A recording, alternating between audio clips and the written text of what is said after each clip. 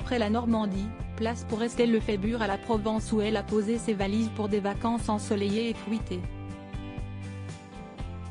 Le mannequin a partagé, avec ses fans, un décor paradisiaque qui en fera rêver plus d'un.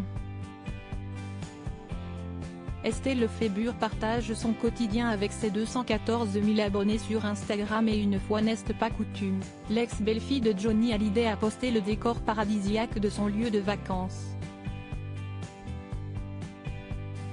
Actuellement en Provence, la maman d'Ilona Smith fait rêver ses fans. Entre balades au bord de la mer et cueillette de figues délicieuses, l'été est plutôt gourmand pour Estelle.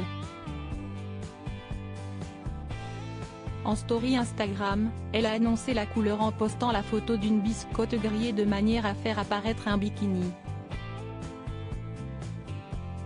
Une façon pour elle de montrer ce qu'elle compte, entre autres, faire de ses vacances.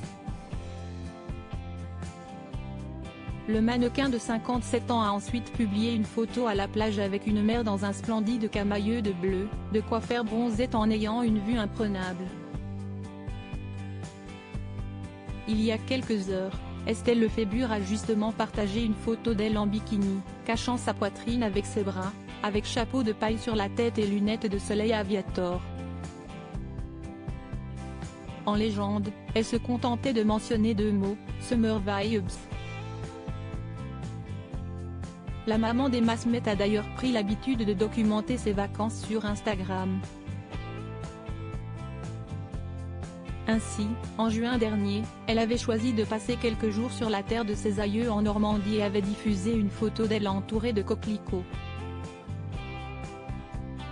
Née à Rouen, celle qui vit entre Paris et New York, se rend régulièrement dans la maison familiale, située à Bernay, dont elle a hérité à la mort de ses parents.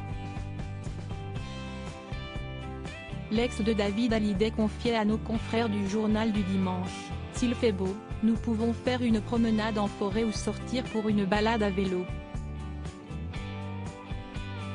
Moment de partage à Monaco. La marraine de l'édition 2023 du concours Oceano pour tous ne reste pas en place puisqu'elle est également apparue en juin dernier à Monaco aux côtés du prince Albert II pour la remise de prix.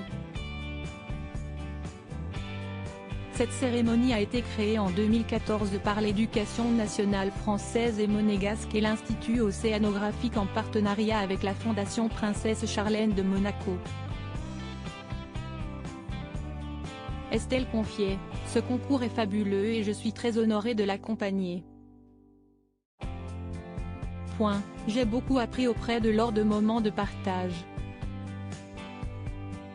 Robert Calcagno, le directeur de l'Institut océanographique, avait, quant à lui, tenu à souligner l'implication exemplaire de la marraine de cette édition.